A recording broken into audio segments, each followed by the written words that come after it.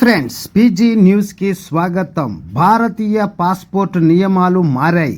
DOB proof పై మీరు తెలుసుకోవాల్సిన పెద్ద నవీకరణ.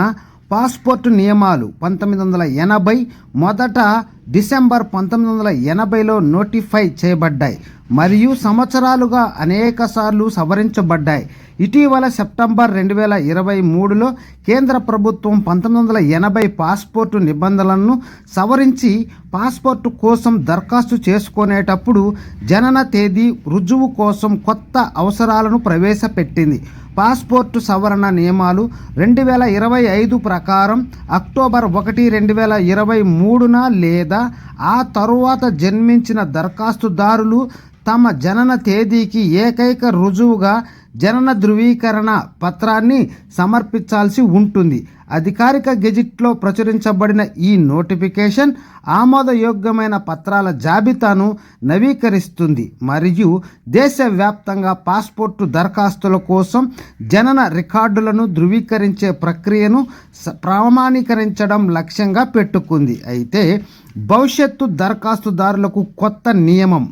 ఈ సవరణ ప్రకారం అక్టోబర్ 1, 2023న లేదా ఆ తర్వాత జన్మించిన వ్యక్తులు తప్పనిసరిగా జనన మరణాల రిజిస్టర్, మున్సిపల్ కార్పొరేషన్ లేదా జనన మరణాల రిజిస్ట్రేషన్ చట్టం 1969 కింద అధికారం పొందిన ఏదైనా ఇతర అధికారం జారీ చేసిన జనన ధృవీకరణ పత్రాన్ని సమర్పించాలి. ఈ వర్గంలో పాస్పోర్టు దరఖాస్తులకు పుట్టిన తేదీని స్థాపించడానికి జనన ధృవీకరణ పత్రాన్ని మాత్రమే చెల్లుబాటు అయ్యే పత్రంగా ఈ నియమం సమర్థవంతంగా చేస్తుంది. ఈ మార్పు అధికారికంగా నమోదు చేయబడిన జనన రికార్డుల వినియోగాన్ని బలోపేతం చేస్తుందని మరియు ధృవీకరణ ప్రక్రియను క్రమబద్ధీకరిస్తుందని భావిస్తున్నారు. పాత దరఖాస్తుదారులకు ఇప్పటికే ఉన్న ఎంపికలు కొనసాగుతాయి. అక్టోబర్ 1, 2023కి ముందు జన్మించిన దరఖాస్తుదారులకు నియమాలు మరింత సరళంగా ఉంటాయి. వారు పుట్టిన తేదీ రుజువుగా అనేక పత్రాలలో దేనినైనా సమర్పించడం కొనసాగించవచ్చు.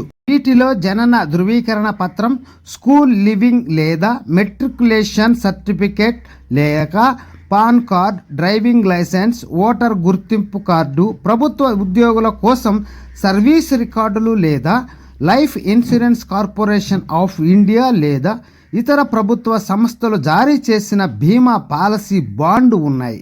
పాస్పోర్టు సేవల్లో డాక్యుమెంటేషన్ ప్రమాణాలను మెరుగుపరచడానికి ప్రభుత్వం చేస్తున్న విస్తృత ప్రయత్నంలో భాగంగా ఈ సవరణ ఏర్పడింది.